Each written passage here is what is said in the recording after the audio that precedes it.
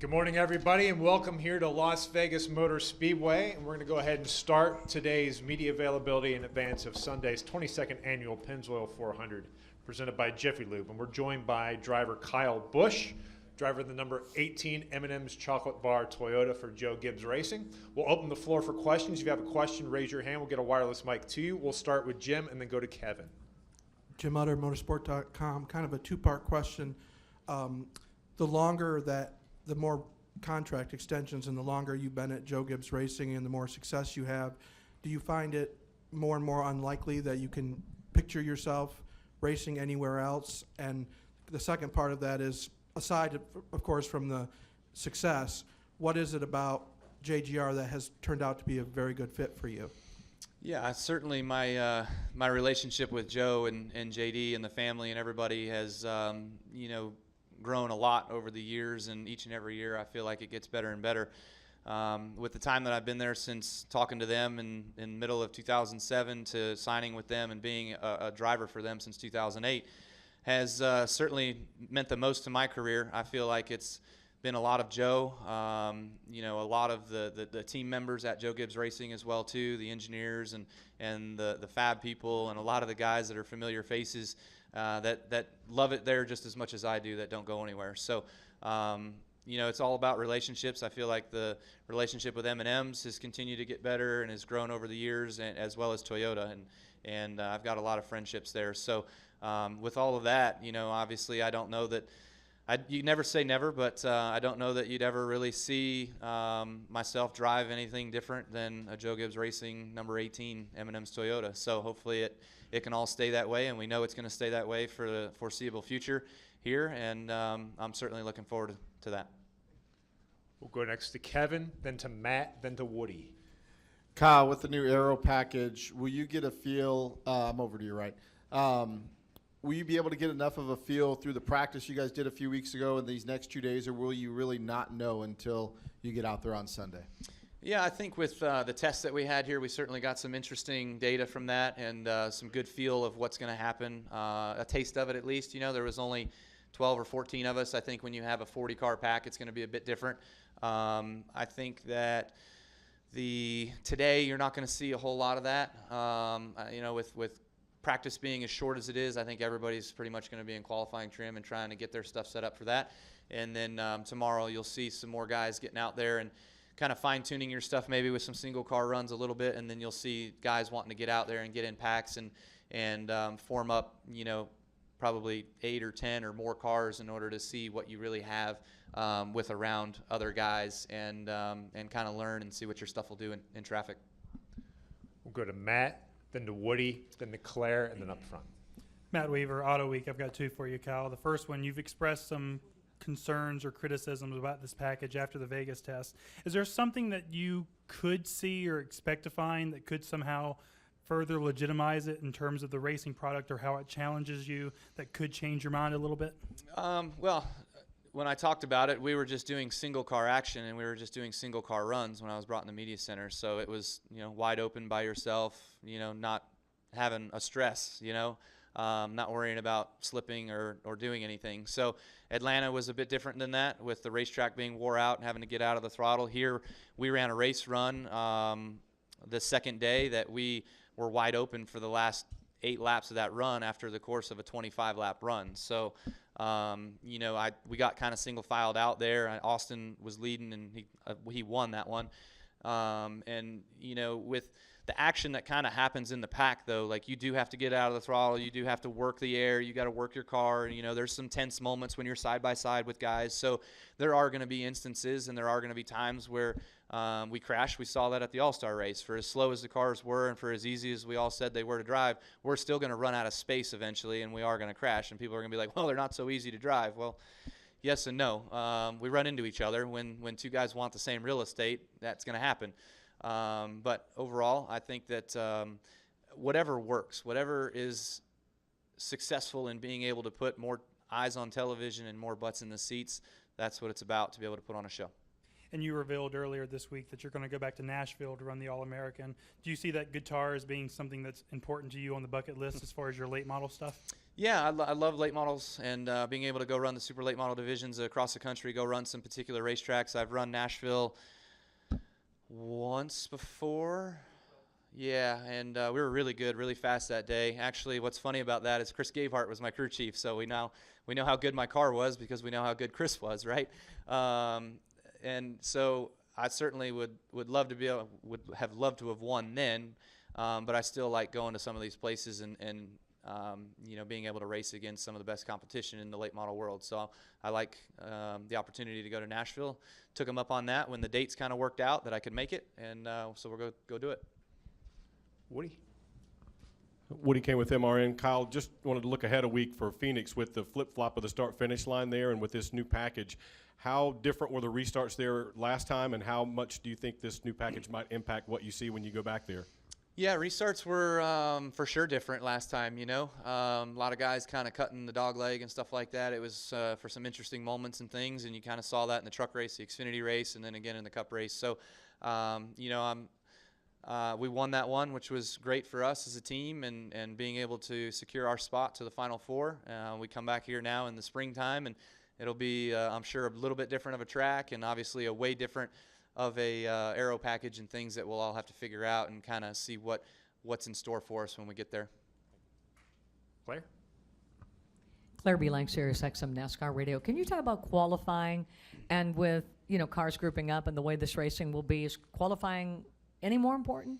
Qualifying is important. I guess you get to take home a cool trophy if you sit on the pole, so that would certainly be nice. But overall, I don't think it pays you anything anymore these days. So it's just the pit selection and things like that. But with this package, I would assume that, like we saw last week, I think Brad started in the back, Joey started in the back, and those guys were able to drive up to the front and have fast race cars. So I think that you'll see some of that. Guys will be trimmed out and being able to go fast for a few laps, and then they'll be the goers, if you will. So I think that's what kind of makes this package a bit more interesting, and it's certainly going to be what makes qualifying interesting. And what guys are going to do? Are they going to do what we all used to do with trucks, is go down and sit at the end of pit road and wait till the last possible second that you can to just barely cross the start-finish line with enough time to be able to complete one lap to get a time in? I don't know if that'll work or not, but we'll see what everybody's doing. You got to be game for anything right now. And one other quick thing. What does it mean to you that Mars has stuck by you throughout your entire career, thick and thin? There have been ups and downs of your personality, right? But they've been there throughout the whole time. Yeah, I think what's most special about that is as we've grown over the years, and the reason why it's worked as well and has stayed is they know who I am more of a person and not just a competitor. A guy on the racetrack and going out there and competing and being fiery when things don't quite go right. You want to win each and every one. And they certainly understand those moments, and some of them maybe not as understanding as others, which is understandable. But for myself, with them and the family and stuff, we've certainly had a lot of fun and had a great relationship. I mean, me and some of the grandsons, we went to the Super Bowl together. We were hanging out all weekend long and having a great time. So, it's always enjoyable for me to see those guys and to hang out with them. And then also just the relationship of being able to go out there and succeed and sell candy. That's where it comes from. If we weren't selling candy, then we wouldn't be doing our job. We've got the NASCAR programs that are involved in a lot of their stores, their C stores, their grocery stores, and many of other things that they've got going on that gives them the business sense and the acknowledgement that NASCAR does work. We'll go up here. We'll go up front here, and then go to Davey, and then to Mark, and then to Bob. Matt Ryboltowski with Sports Handle. Kyle, congratulations on your great start to the season so far.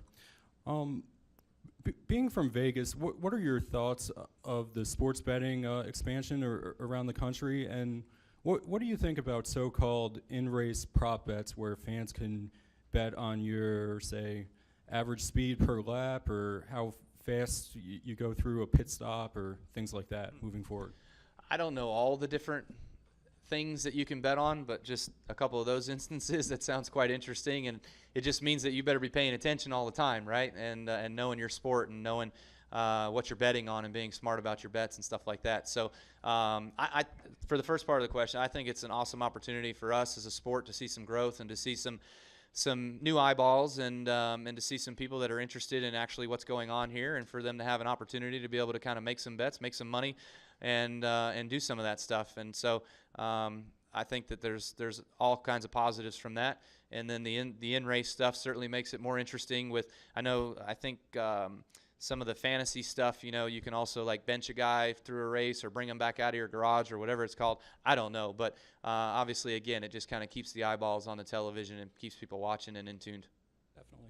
And as a quick follow, how open would you be to being sponsored by, say, a casino or a sports book in the I'm years from to Las come? Vegas. I don't know why we haven't made that happen yet. So whoever's out there and listening and we don't have a deal, call me. We'll go next to Davey, then to Mark, then to Bob, then to Lee. Hey Kyle, Davey with Front Stretch, Davey Siegel with FrontStretch.com. So you've also won here before, but what would it mean to sweep the weekend here, obviously being your home track? Yeah, that would be pretty sweet. Every time I run a triple, that's the only thing that you kind of think about, but you must first win the first one to win the second one to win the third one. So, first things first is a truck race. I think we've got a really great Cessna Toyota Tundra. I'm looking forward to the truck race tonight. But overall, just, the opportunity to be able to do that. When Vegas talked about having a second race here and having both events being triple header weekends, I was actually really, really intrigued to have both weekends be triple headers for me. But unfortunately, with the restrictions on the Xfinity and truck, I can't run the fall race here, but I got it going on for the springtime, so I'll take advantage of it when I can. Mark? Mark Garrow, PRN. Next week when you go to Phoenix, how different, how much maybe more fun these cars are going to be? You got all the horsepower and some more downforce. Yeah, I'm not sure exactly. Phoenix being a short track, it's everywhere we've been so far. Now it's getting into throttle on time. Making sure you're in the gas, and sometimes it's making sure that you don't get all the way out of the gas. So, being at a short track, going to Richmond, going to Phoenix is going to be an interesting thing, because we're used to being out of the gas and on the brakes and pedaling the vehicle through turn 4 now and making sure that you're not too loose or whatever it might be. So I don't really know how the cars are going to react in traffic. The cars with the more downforce now create a bigger wake. The spoilers are taller, so the air coming over the top of the car hits that spoiler and goes higher, so it takes longer for the vehicle behind it to see that air the closer that it gets to the car in front of it, right? So the aero effects are going to be greater, and we'll just have to see how all that translates to Phoenix and obviously to a flat mile racetrack. Will you like having some throttle response? These races here, you're talking about because you'll be with the 750 package. Yeah, I mean Denny tested out there in Phoenix, and he was like, it feels restricted, It doesn't feel like a 750 like we're used to. I would say probably 830 last year or whatever it was. So it's still a little bit of a reduction on what we used to have. Bob? Bob Pockers, Fox Sports. I know you signed a year before your contract was up, but did other teams make any runs at you? And I mean, how would you characterize maybe the negotiations with Gibbs? I didn't go after anybody else. It was just they have a window in the deal that I'm restricted to them only, to negotiating with them only. And as we were going through the negotiations, that they were very receptive, and I was very receptive to all the things that we were looking for from one another. And so there was never a need to have that window expire and then to be able to go test the free market. So I think that just shows you and tells you that the belief and the truth that we have in one another and the relationship that we've accumulated over the years, that myself and Joe can normally put our big boy pants on, sit in a room, and do a good deal. And I think we did. It's a good deal. We'll go next to Lee. Lee Spencer, RacingBoys.com. Some of the people I talked to this week, they said that restarts will be more important than ever. How will the dynamic of restarts change with this package? And with you being one of the best restarters in the business, can you kind of take us through that? Well, last week I thought was really interesting. Both lanes were more equal than they have been in years past because the outside lane didn't spin its tires as bad because of the reduced horsepower. It was easier to keep up side by side. We saw it in the truck race, guys really bad on the outside, and the Xfinity race really bad on the outside just because of the wheel spin. But as the Cup race was, with going through the corners and stuff and having the increased downforce and the increased grip, there were times where guys were on the bottom, and then there were times where guys were 3 lanes up, and I was like, well, the middle's open, so I took it, and you stuck. You know, you might come out of the corner 3 wide still, or you might come out of the corner and you're on the bottom, but you want to be on the top. So it's just all a new thing, and it's a challenge for all of us to kind of figure out and see what's all going to happen. But I would anticipate Vegas being similar to that.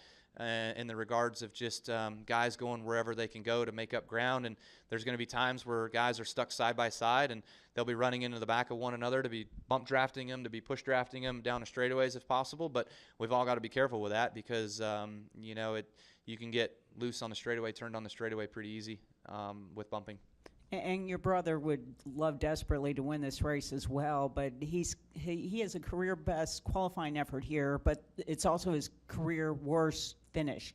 How, I guess, crippling is the stress when you're trying to win in front of the hometown crowd? Yeah, I never knew if it would happen for me. Obviously, I have one that I still want to get and don't know if it'll ever happen either. So there is a stress in going into those events, but for myself, I was fortunate enough to get that done in 2009 here at the Las Vegas Motor Speedway to go to Victory Lane. So that felt good, you know, to just kind of be able to come back here years after and to just be able to go out there and race and not have to worry about the stress of winning that race. But you still want to win. I mean, we want to win every single one of them, that's for fact. But overall, when you come to the hometown and we watch this place be built from nothing, that it just means that extra more to you.